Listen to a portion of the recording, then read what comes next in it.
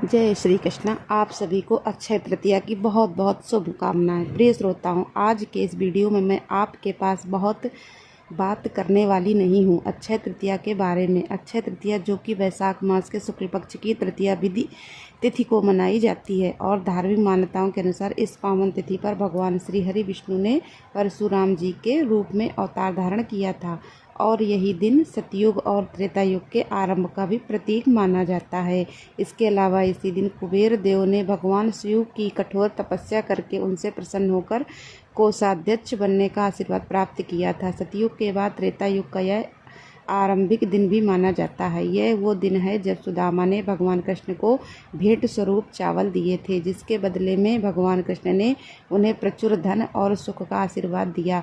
महाभारत काल के समय जब पांडव वनवास के लिए रवाना हुए, तब भगवान कृष्ण ने द्रौपदी को आज के दिन ही अक्षय पात्र दिया था ताकि उनके पास हमेशा प्रचुर मात्रा में भोजन रहे।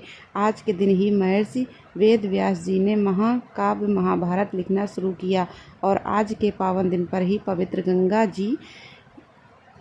जी धरती पर अवतरित हुई थी। पूरे जगन्नाथ में वार्षिक रथ यात्रा भी आज के इस पवित्र दिन से ही प्रारंभ होती है और सबसे विशेष बात कि आज के दिन ही वृंदावन स्थित श्री बांके बिहारी जी मंदिर में भगवान के श्री विग्रह के चरण दर्शन भी आज के दिन ही होते हैं और इस तिथि पर महाभारत का युद्ध समाप्त हुआ था, ऐसा भी माना जाता है। द्वापर युग का समापन भी आज के दिन ही माना जाता है और यही कारण है कि अक्षय तृतीया पर बिना कोई पंचांग देखे मांगलिक कार्य भी संपन्न किए जाते हैं। अक्षय तृतीया को आखा तीज भी कहते हैं। अक्षय का अर्थ होता है जिसका क्षय नहीं होता हो।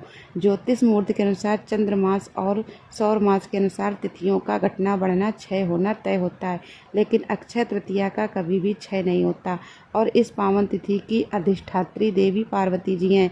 देवी पार्वती कहती हैं कि जो स्त्री पुरुष सुख शांति और सफलता चाहते हैं उन्हें अक्षय तृतीया का व्रत करना चाहिए और यही व्रत करके देवी पार्वती जी कहती हैं कि मैं प्रत्येक जन्म में भगवान शिव के साथ आनंदित रहती हूँ। तो उत्तम पति की प्राप्ति करने के लिए भी हर कुंवारी कन्या को इस व्रत को करना चाहिए।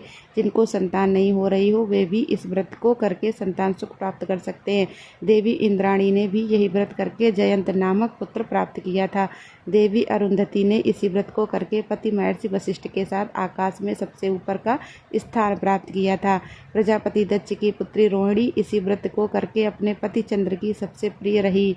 उन्होंने बिना नमक खाए यह व्रत किया था। व्रती अगर इस दिन यज्ञ जप तप दान पुण्य करता है तो उनके जरिए किए गए सत्कर्म का फल अक्षुण्य रहता है। यानी कि आज का दिन इतना पावन है, इतना पवित्र है कि आज के दिन किए गए हर शुभ कार्य का फल अक्षय हो जाता है। उसका पुण्य कभी खत्म नहीं होता और जन्म जन्मांतर तक हमें उसका लाभ मिलता रहता है। इसलिए आज के दिन हमें बहुत सोच समझकर सावधानी पूर्वक अच्छे ही कर्म करने चाहिए।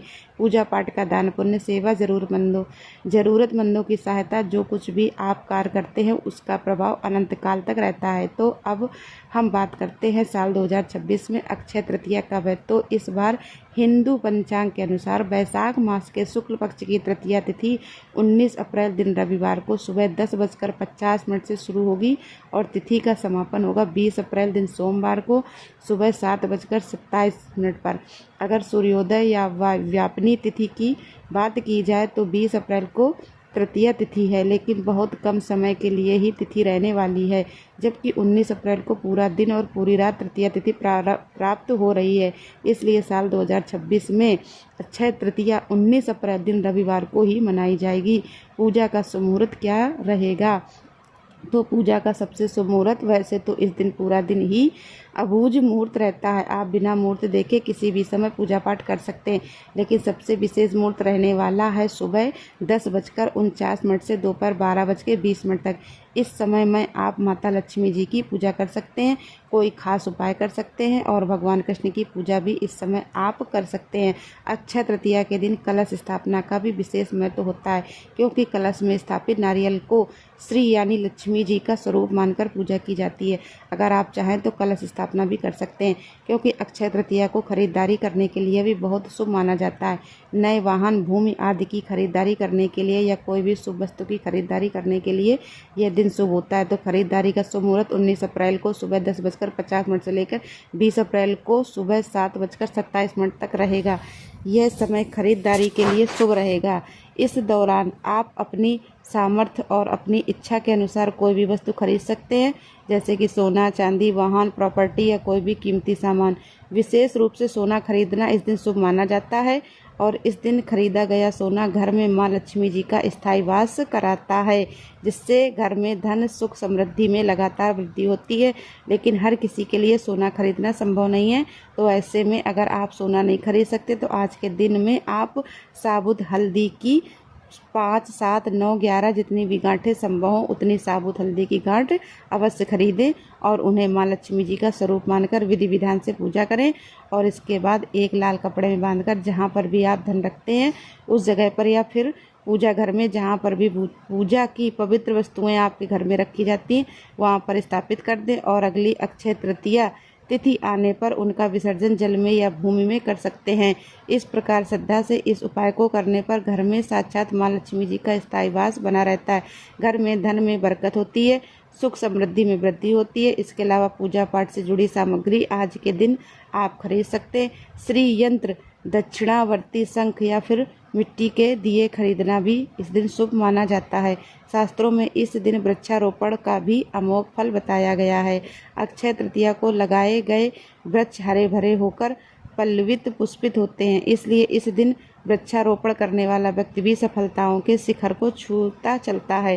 जिसकी कोई भी सामर्थ्य न हो वो अक्षय तृतीया के दिन दीपदान अवश्य करे। दीपदान आप बहते जल में, आसपास मंदिरों में या पवित्र वृक्षों के नीचे कर सकते हैं और गोधूली मुहूर्त में ही आपको दीपदान करना चाहिए। गोधूली मुहूर्त इस दिन शाम 6:48 से 7:10 तक रहेगा। आज के दिन भगवान से संबंधित कथाओं का श्रवण या पाठ करना चाहिए। भगवत गीता की पुस्तक का दान कर सकते हैं।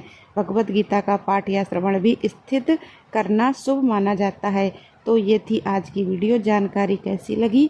अगर अच्छी लगी हो तो वीडियो को लाइक और चैनल को सब्सक्राइब अवश्य करिएगा। धन्यवाद दोस्तों।